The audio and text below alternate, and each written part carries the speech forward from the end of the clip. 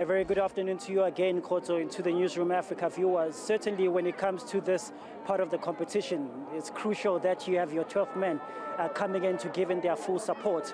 I can tell you now the Pirates fans are slowly trickling in numbers, and it's, I guess, overriding that part that it's a midweek game. I think for them, it's also that important part when it comes to this, to say there's a possibility that we could see this team go all the way to the final of this competition. They already got Mamelodi Sundowns as a South African team that is already through. And also 6 p.m, Stellenbosch FC is also playing Zamalek in the second leg of the CAF Confederation Cup. They drew 0-0, so they go to Egypt today with the possibility that they also can go through and reach the next stage of this competition. So 3 teams are still vying for this position, and of course between these teams they are certainly needing their 12 men to come in and give in their full support. But on that element also, when it comes to fans, there's been much conversations, and this is of course in relation to what happened in the first legs of these matches. You know, rewinding to the first leg at Loftus Stadium, at the end of the match we saw altercation between the Esperance fans and of course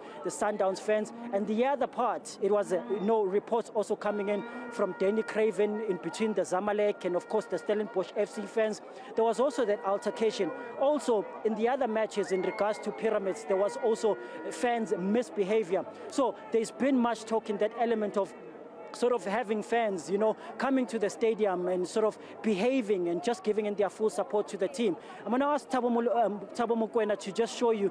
We're on the east side of Orlando Stadium, and you can, of course, already see the police are already on full standby. The fans are sort of trickling in as we're also getting closer to that kickoff time of the match. And the other element to this, when I say there's been much talk, it hasn't been just on the side of either the fans or, you know, it's also been on the team side, and of course CAF, because they've responded from their parts in sort of saying, listen, what can we do when it comes to sort of this fan basis? And reports have come in where sort of CAF held that meeting last week Thursday to say, how can we come together as teams to make sure that these second legs sort of put out a better output? That, of course, that fan engagement, you know, by CAF was sort of led by Dr. Christian Emerua, who's the CAF head of safety and security.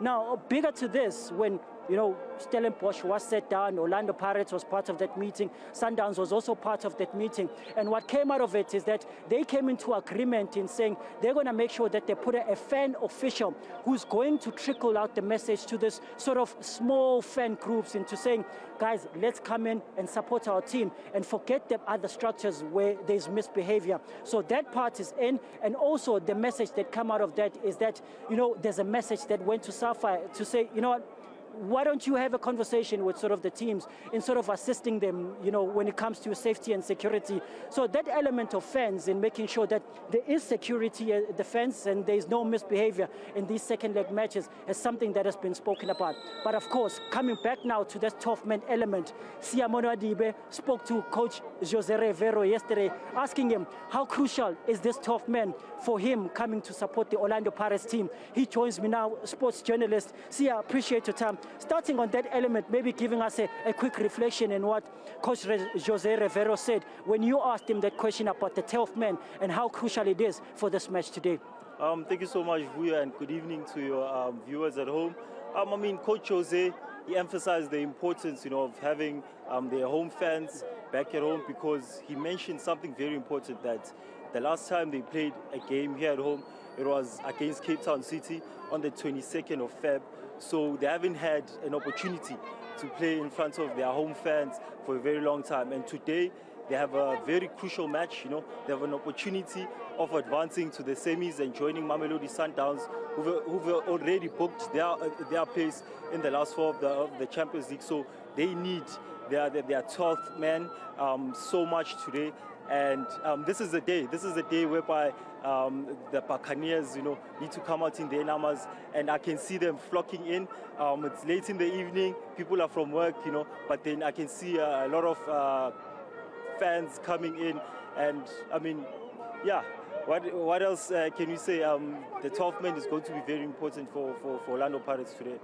You mentioned that part about Mamelodi Sundowns already being through. Of course, now Orlando Pirates having that possibility. I think the beautiful part about this is if we get to the final of this competition and you both see Orlando Pirates and Mamelodi Sundowns playing out this final. If, you know, Sundowns is already playing Al Ahly. If Pirates wins today, they play against Pyramids. So that possibility is there. How beautiful would that be for South African football? I mean, even on the course, if Stellenbosch FC moved through to the next round of the CAF Confederation Cup. Yeah, we are witnessing one of the most exciting times of South African football, where we have 3 of our teams, you know, in these CAF inter-club competitions. And we've never seen this situation before, whereby 3 of our teams are on the verge of advancing to the semis, you know, of the CAF inter-club competitions. Obviously, Mamelodi Sundowns have advanced, you know, so it's Orlando Pirates and Stellies who are now next, hopefully, you know, because now we've seen the North Africans dominating these competitions last decade or so. You know, so it's a big opportunity for South African teams to get back into that space and show the quality that we have as far as our football is concerned.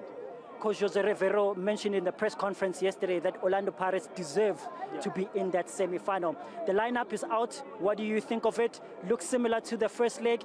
Is it kind of giving a sense that Jose Rivero is coming out, like we always say in football, guns blazing? Yeah, I mean, the lineup says it all, you know. The coach is very intentional. He wants to win this game. Already has an advantage of an away goal, another advantage of playing at home today. So the coach, like I said, is very intentional.